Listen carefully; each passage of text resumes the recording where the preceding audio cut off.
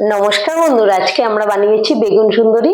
বেগুন দিয়ে যে এত মজাদার রেসিপি বানানো যায়, আপনারা নিজের হাতে না বানিয়ে খেলে বিশ্বাসই করতে পারবেন না। এটা বানানো যতটা সহজ, খেতে কিন্তু ততটাই টেস্টি হয়। তাহলে চলুন দেখে নিই আজকে রেসিপি। সবার প্রথমে এখানে 3টা বেগুন নিয়ে নিলাম। আমি বেগুনগুলো এরকম ছোট সাইজের নিয়েছি, আর এই রেসিপিটার জন্য এরকম লম্বা টাইপের বেগুনটাই নিতে হবে। আর বেগুনগুলোকে আমি গোটা অবস্থায় খুব ভালো করে ধুয়ে নিয়েছি। এখন একটা বটি দিয়ে কেটে নেব।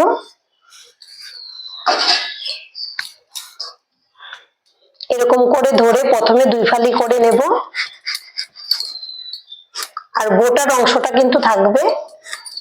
এই যে দেখুন, আমি 2 ফালি করে নিয়েছি। এবার মাঝখান থেকে আরেকটা ফালি করে নেব। অনেকেই আছে বেগুনটা খেতে একেবারেই পছন্দ করে না, তাদেরকে যদি এভাবে একটা রেসিপি করে দেন, তারাও কিন্তু ভীষণ পছন্দ করবে খেয়ে। এই যে দেখুন, বোটাটা রেখে আমি এভাবে কেটে নিয়েছি, আর এভাবে সবগুলো কেটে নেব। আর বোটার এই যে মাথাটা কেটে নেব অল্প একটু। আমি সবগুলো বেগুন কেটে নিয়েছি, কেটে আবারও বেগুনগুলোকে ধুয়ে নিয়েছি আর জলটাকে ঝরিয়ে নিয়েছি। এবার দিয়ে দেব লবণ, হলুদের গুঁড়ো আর ঝাল লঙ্কার গুঁড়ো। এখন খুব ভালো করে মেখে নেব। প্রত্যেকটা বেগুনের গায়ে যেন লবণ হলুদটা খুব ভালো করে লাগে, এভাবে মেখে নিতে হবে। এভাবে মেখে নিলে ভেতর থেকে লবণ হলুদটা ঢুকবে আর খেতে কিন্তু ভালো লাগবে। আমি এভাবে প্রত্যেকটা বেগুন মেখে নেব। বেগুনগুলো মাখানো হয়ে গেছে, এখন এগুলো রেখে দেব সাইডে। এখন একটা মশলা রেডি করে নেব।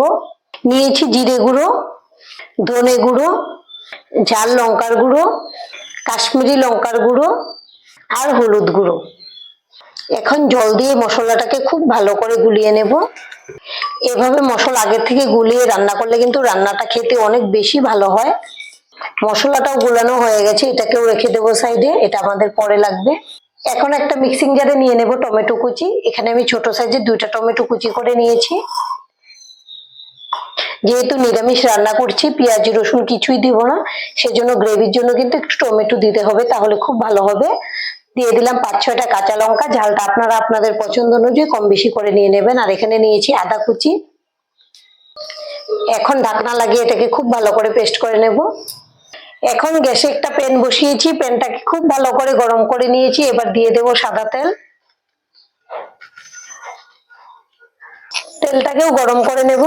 আমি তেলটা একবারে বেশি করে দিয়েছি যেন রান্নাটা একবারে হয়ে যায়। এবার বেগুনের পিসগুলো দিয়ে দেব প্যানের মধ্যে।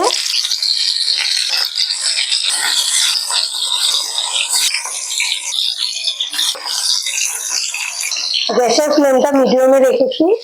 এখন কিন্তু সঙ্গে সঙ্গে নাড়াচাড়া করব না, একটু পরে উল্টে দেব। এক সাইড হওয়ার পর এখন আমি উল্টে দেব, আর উল্টে পাল্টে সব দিক থেকে একদম লাল লাল করে ভেজে নেব। সব দিক থেকে উল্টে পাল্টে একদম লাল লাল করে ভেজে নিয়েছি। এবার এগুলোকে তুলে নেব। তেলের মধ্যে যতটুকু তেল রয়ে গেছে, এই তেলেই কিন্তু রান্নাটা হয়ে যাবে। দিয়ে দেব সামান্য চিনি। চিনিটাকে নেড়ে চেড়ে গলিয়ে নেব। তেলের মধ্যে চিনি দিয়ে রান্না করলে রান্নার কালারটা খুব সুন্দর হয়। এবার ফোড়নের জন্য নিয়েছি একটা শুকনো লঙ্কা, একটা তেজপাতা, লবঙ্গ, দারচিনি, এলাচ আর গোটা জিরে, সবকিছু একসঙ্গে দিয়ে দেব। খুব ভালো করে নেড়ে চেড়ে ভেজে নেব একটা মিষ্টি সেন্ট বেরোয়া পর্যন্ত। ফোড়নটাকে খুব ভালো করে ভেজে নিয়েছি, একটা মিষ্টি সেন্টও বেরিয়েছে। এবার দিয়ে দেব টমেটোর মিশ্রণ। মিক্সিং জারটা ধুয়ে একটু জল দিয়ে দেব, অনেকগুলো লেগেছিল। এখন খুব ভালো করে নেড়ে চেড়ে ভেজে নেব। টমেটো দিয়ে 2 মিনিটের মতো খুব ভালো করে নেড়ে চেড়ে ভেজে নিয়েছি, তেলটাও ছেড়ে দিয়েছে। এবার দিয়ে দেবো আগে থেকে গুলিয়ে রাখা মশলাটা। আর দেখুন, আগে থেকে গুলিয়ে রাখার জন্য মশলার দানাগুলো ফুলে কতটা ঘন হয়ে গেছে মশলাগুলো। এবার দিয়ে দেবো তেলের মধ্যে, আর দিয়ে দেবো স্বাদ অনুযায়ী লবণ। এখন মশলা খুব ভালো করে কষিয়ে নেব। আর এখানে নিয়েছি 4 চামচ টক দই। এবার টক দইটাকে খুব ভালো করে ফেটিয়ে নেব। মশলাটাকে 5-6 মিনিট খুব ভালো করে কষিয়ে নিয়েছি, তেলটা আবারও ছেড়ে দিয়েছে। এখন গ্যাসের ফ্লেমটা একদম লোতে রেখে দিলাম। এবার দিয়ে দেবো ফেটিয়ে রাখা টক দই। যখনই দইটা দেবেন গ্যাসের ফ্লেমটা লোতে রেখে দিতে হবে, তাহলে কিন্তু খুব ভালো হয়। বাটিতে অনেকগুলো লেগে আছে, সেজন্য একটু ধুয়ে দিয়ে দেব। হাই ফ্লেমে রেখে যদি টক দই দেওয়া যায়, তখন কিন্তু অনেক সময় দইটা ফেটে যায়। মশলার গ্রেভিতে দেওয়ার পর এখন খুব ভালো করে নেড়েচেড়ে ভেজে নেব। দই দিয়ে মোটামুটি আরো 3 মিনিটের মতো খুব ভালো করে মশলা কষিয়ে নিয়েছি। এবার দিয়ে দেব খুবই সামান্য জল, জলটা বেশি লাগবে না। এখন ঝোলের সঙ্গে খুব ভালো করে নেড়েচেড়ে মিশিয়ে নিচ্ছি। খুব ভালো করে বলক চলে এসছে। এবার দিয়ে দেব 4টা চেরা কাঁচা লঙ্কা, আর দিয়ে দেব গরম মশলার গুঁড়ো, আর দিয়ে দেব ঘি।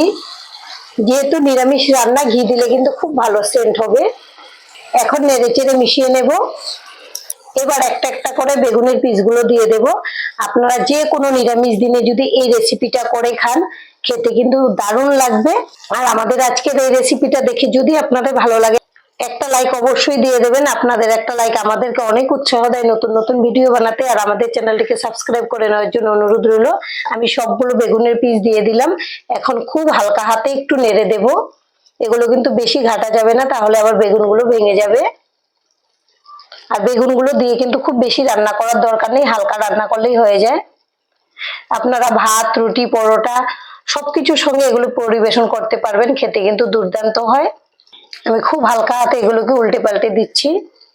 বেগুনগুলো দিয়ে আরো 1 মিনিট রান্না করে নিলাম। বেগুন দিয়ে বেশি রান্না করা যাবে না বলে কিন্তু আমি সমস্ত উপকরণ আগেই দিয়ে দিয়েছি। এখন কিন্তু আমাদের একদম রেডি বেগুন সুন্দরী। এভাবে আপনারা বাড়িতে বানিয়ে খাবেন, আশা করছি আপনাদের ভীষণ ভালো লাগবে।